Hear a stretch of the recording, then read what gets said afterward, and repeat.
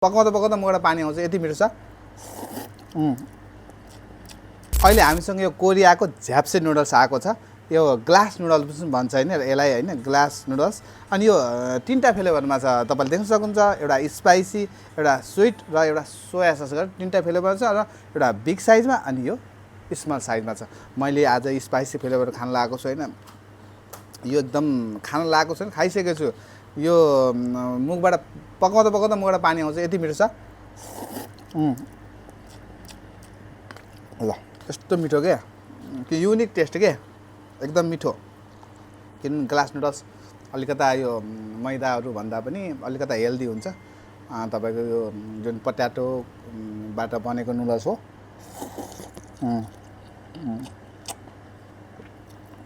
चबाउनु पनि सजिलो अनि खाँदा पनि मिठो।